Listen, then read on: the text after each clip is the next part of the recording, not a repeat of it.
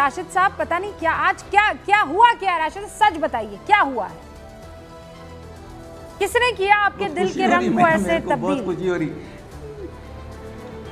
नहीं, हमारा तो शुरू से रंग है मैडम, हमारा तो शुरू से रूबी जी शुरू से हम हिंदुस्तान को चाहते हैं, दिल से चाहते हैं। ये हिंदुस्तान हमारा है, हिंदुस्तान हिंदू भाइयों का है, सिख भाइयों का, ईसाइयों का। ये संघ को कब से दिल से चाहते, दिल से, ऐसा नहीं चाहते, दिल से चाहते। नहीं, पर ये संघ से कैसे मोहब्बत हो गई? मैडम मेरा मुल्क है, मैंने नहीं अभी जो मैं देख रहा था, हमारे मोहन भगवत जी का भी बयान देख रहा था, मुसलमान यहीं के है, मुसलमानों से बैर नहीं रखना चाहिए, मुसलमानों को साथ लेके चलना चाहिए। ये सब जो अच्छे बातें अगर हुए तो मैडम अच्छी बात तो अच्छी में लेना चाहिए। रूबिका जी, एक बहुत पुरानी कहावत है, देर आए तो दुरुस्त आए। खुशी इस बात की है कि जब 3 दिवस का ये कार्यक्रम रखा गया दिल्ली में, तो 600 से 700 की जो संख्या वहां पे मौजूद थी, वो सब ऐसे लोग थे जो अलग अलग स्ट्रीम लाइन से आए हुए थे।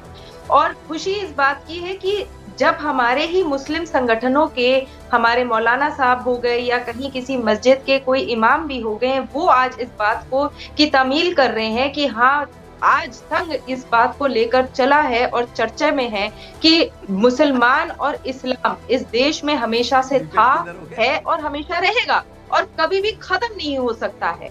बल्कि मेरे को खुशी इस बात की हो रही है कि उन्होंने नेशनल टीवी पे बोला है कि मैं खुद मिलना चाहता हूँ सरसंचालक जी से।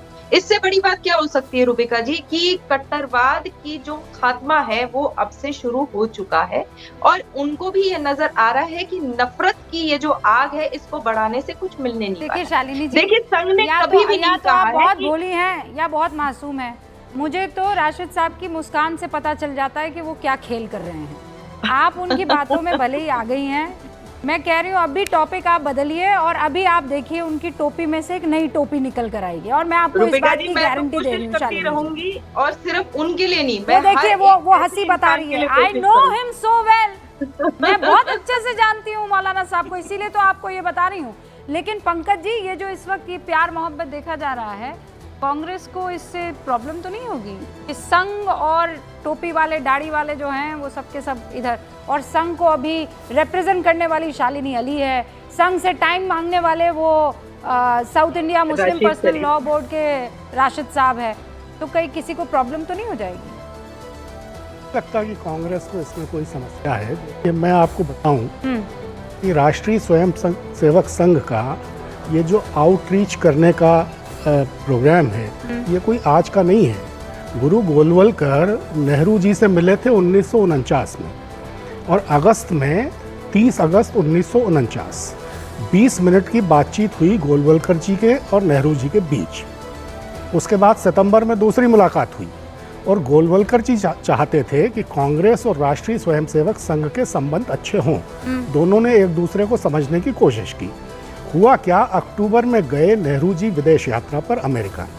उस बीच में कुछ लोगों को कांग्रेस के जो कंजर्वेटिव किस्म के लोग थे उनसे बातचीत करके एक बयान जारी करवा दिया गया जिसमें यह कहा गया कि कांग्रेस राष्ट्रीय स्वयंसेवक संघ के स्वयंसेवकों को अपनी पार्टी में लेने के लिए तैयार है।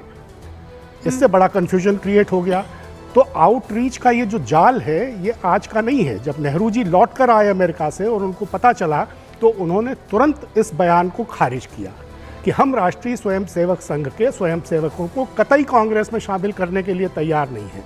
तो ये जो एक भ्रम है, अब आप देखिए 3 दिन की जो व्याख्यान माला हुई विज्ञान भवन में दिल्ली में, उसमें मोहन भागवत जी ने बहुत अच्छी अच्छी बातें कही। मैंने उनका पूरा भाषण बड़े ध्यान से सुना। उसके बाद जो प्रश्न उत्तर का 2.25 घंटे का उनका सेशन था उसको मैंने बहुत ध्यान से सुना। अब ऊपर से आप देखें तो वो बातें इतनी लुभावनी हैं कि लोगों को लगेगा कि कोई समस्या ही नहीं है।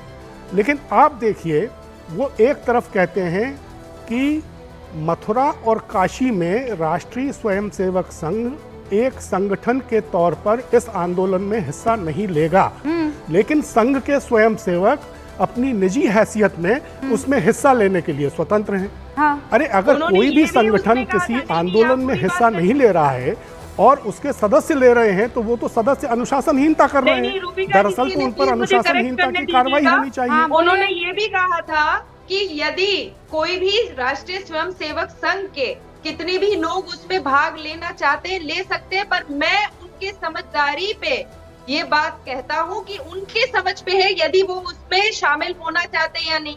उन्होंने ये तो नहीं कहा कि आप जाइए और आप ज्वाइन कर लीजिए, उन्होंने तो ये भी कहा कि उनकी समझदारी के ऊपर है और उन्हें ये विश्वास है कि राष्ट्रीय स्वयंसेवक संघ में अगर ये बात बोली जा रही है पर कि हम शालिनी काशी जी, और मैं मथुरा ये के लिए बात कोई मैं आंदोलन ये नहीं बात कर रहे नहीं, हैं। एक सेकंड, मैं ये बात बहुत बहुत ही जिम्मेदारी के साथ कह रही हूँ और ये बात मैं कई मंचों से कई मर्तबा कह चुकी हूँ और इसीलिए यहाँ पर हमारे साथ जो बाकी सारे मेहमान हैं उनको भी मैं इंक्लूड करना चाहती हूँ। सबसे पहले वरिष्ठ पत्रकार यहाँ पर हर्षवर्धन जी और अंसार रजा साहब। अंसार रजा साहब, दो चीज़ों का जिक्र किया था उन्होंने।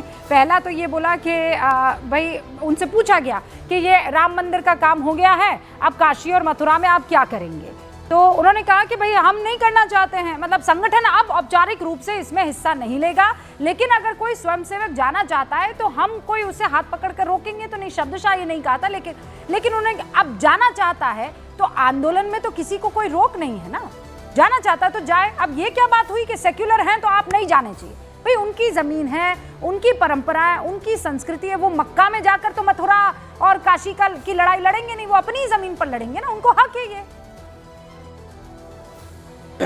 विका जी, सबसे पहले मैं पूरे मुल्क को 140-45 करोड़ लोगों को आज के दो त्योहारों की, बड़े त्योहारों की दिल से मुबारकबाद पेश करते हैं।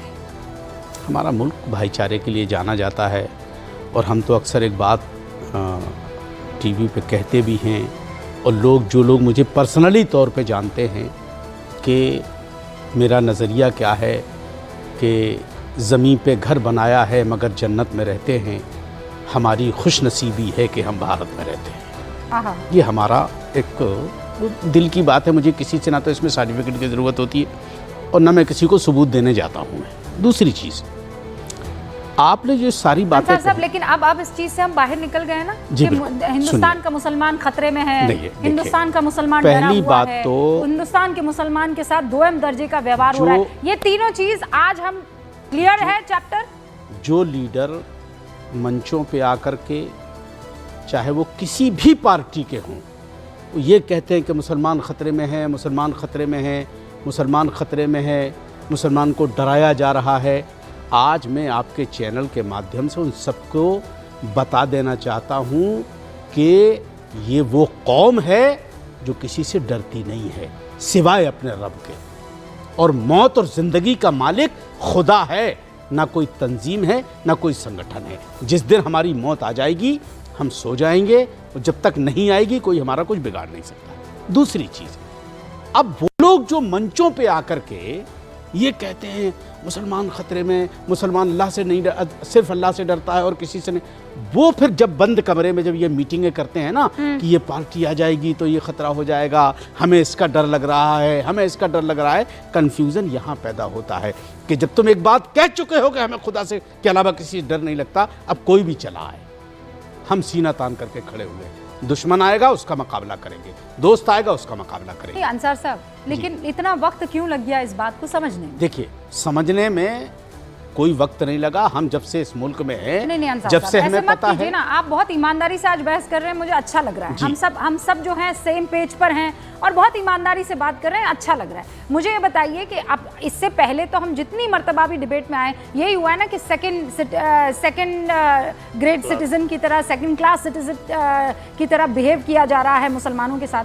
अब ऐसा नहीं है ना? नहीं, मदनी साहब भी कह रहे हैं ये बात। वो तो है, वो है रूबिका जी, हमें दोयम दर्जे का नागरिक समझा जाता है इस मुल्क में। कैसे? उससे आप इनकार नहीं कर सकते। नहीं, कैसे? वो इसलिए समझा जाता है, आपको वोट नहीं देने दिया जाता। मैं आप सुनिए, मैं आपको मिसाल देता हूँ। हाँ। मैं एक मिसाल आपको देता हूँ। हाँ। कि इसी मुल्क में जब हमारी तरफ से या हमारी मस्जिद की तरफ से या मदरसे की तरफ से अगर कोई चीज हो जाती है तो उसके लिए अलग कानून बनाया जाता है, और जब मंदिर और कैसे?